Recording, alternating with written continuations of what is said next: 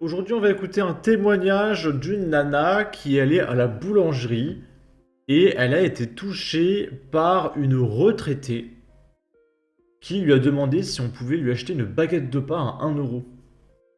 Parce que oui, en France, les Français n'ont plus de thunes pour acheter des baguettes de pain pendant qu'on a certaines personnes qui touchent 3 000 € de CAF.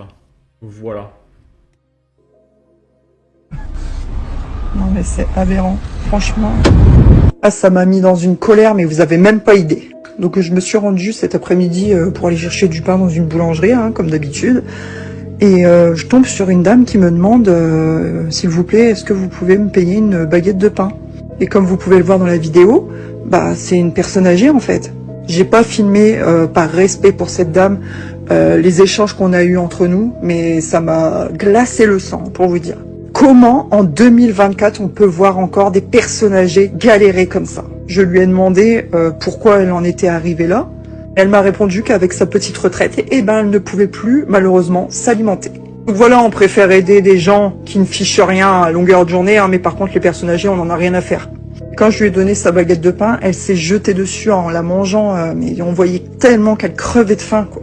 On a vraiment un gouvernement de merde pour vous dire, parce que voilà, il y a tellement de gens à aider avant d'aller aider les autres pays. Alors je suis d'accord, il y a de la misère dans le monde, mais à un moment donné, il faut se focaliser aussi dans notre pays, parce que de la misère, il y en a.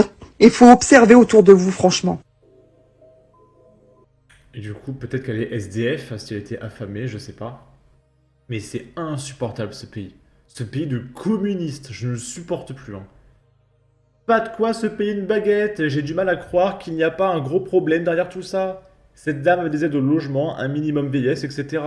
Alors non, le minimum vieillesse, ça n'existe pas. Hein. Parce que si tu n'as pas les bons trimestres, etc., tu n'as pas le minimum vieillesse, ça n'existe pas. Hein. Ma grand-mère, elle avait 61 € de retraite par mois. 61. Mon grand-père qui s'occupait de tout, parce qu'elle elle avait pas de thunes. 60 balles. Il est où le minimum vieillesse? Ça n'existe pas, hein. Ça n'existe pas. Le minimum vieillesse, c'est quand tu as tous tes trimestres, etc. S'il te manque que quelques trimestres, c'est finito, hein, le minimum vieillesse, d'accord? Bon. Là, c'est une Algérienne. Je crois qu'elle se fait interviewer par Vincent Lapierre, parce qu'il écrit Le Média pour tous et je reconnais sa voix, qui explique qu'elle a un peu honte d'être algérienne parce que la France lui a tout donné et on ne peut pas cracher sur la France. Et elle en a marre des Algériens qui crachent sur la France alors qu'on leur donne tout. Que vous pouvez pas cracher dans la soupe, la France vous avez tout donné. Bah oui, on peut pas cracher dans la soupe, la France nous a tout donné. Elle nous a donné des papiers, elle nous a tout donné. On en a ras-le-bol. Vous marchez dans la rue, vous n'êtes pas en sécurité. On vous arrache votre collier. On vous tue pour 10 euros, monsieur. On vous donne le kit, vous devez quitter ce pays. Voilà, il a dit Sarkozy, soit vous l'aimez, soit vous le quittez. C'est des gens qui l'aiment pas, et ben ils le quittent. Arrêtez quand quelqu'un dit, celui-là, il faut l'expulser. Les autres, ils disent, ah non, non, il est raciste, on ne doit pas l'expulser, c'est un pays de droits de l'homme. C'est vrai, c'est un pays de droits de l'homme, mais il faut respecter. Respecter. C'est pas des gens qui veulent s'intégrer. Ils ne s'intègrent pas, ces gens-là. Impossible, monsieur. Je vous dis, ils ont une haine contre la France. Je suis d'origine de l'Afrique du Nord. Je suis de l'Algérie. Je suis algérien. J'ai honte de dire que je suis algérien parce que les gens, ils vont voir, on est tous pareils. Voilà. Je suis algérienne. Que vous pouvez. Ok. Oh, n'ayez pas honte non plus. Ici, on est à Perpignan, il y a une adolescente. Alors là, lisez bien. Comme le dit Pseudélique, j'ai dû la relire plusieurs fois celle-là. Et moi, j'ai écrit, il n'y a pas d'erreur dans le titre là? Alors préparez-vous, concentrez-vous. Perpignan dans le 66. Une adolescente se fait défoncer à l'hôpital par un délinquant algérien sous OQTF, géniteur de l'enfant dont elle vient d'accoucher.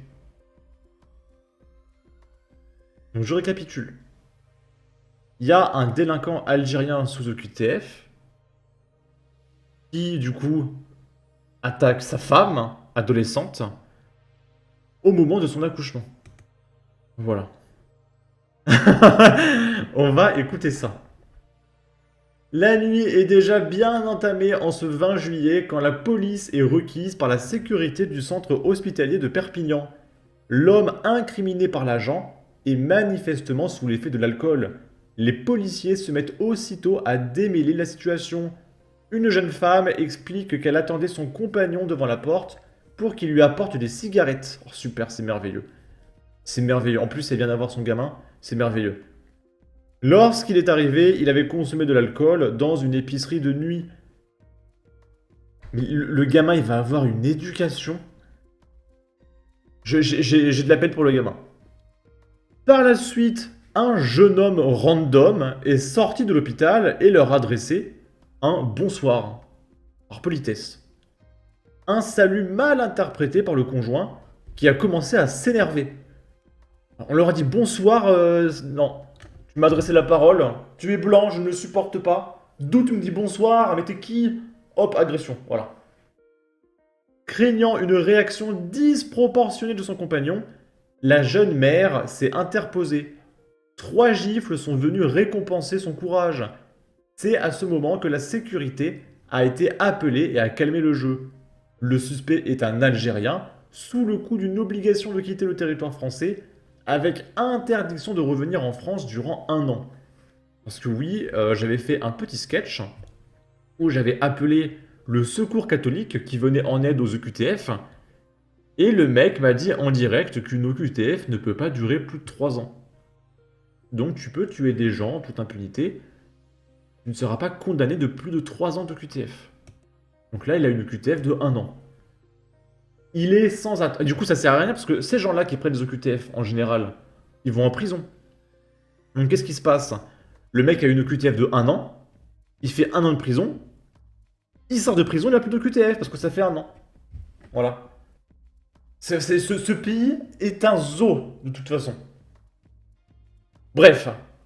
Il est sans attendre emmené au poste et renvoyé devant le tribunal par le biais d'une interprète qui donne sa version. Il nie toute violence. Elle m'a poussé et je l'ai repoussé moi aussi, c'est tout. 2 témoins confirment les dires de votre compagne, monsieur, martèle la présidente. Je ne les ai pas vus. Je suis désolé, mais le champ lexical, la compagne, la jeune femme, la jeune maman... Ah, putain, c'est une adolescente. Est-ce que leur relation est seulement légale? Il a quel âge, le mec? Qu'est-ce que je suis en train de lire? Qu'est-ce que je suis en train de lire? Double médaille d'or du Kwakoubistan. Elle a fait un mauvais choix et elle ne pourra pas dire qu'elle ne savait pas. Ma compassion ne va qu'aux véritables victimes. Nous devenons un immense pays de cassos à faible QI.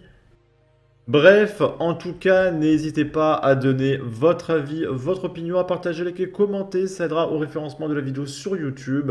Abonnez-vous, suivez-moi sur Twitter. Prenez soin de vous. Salut!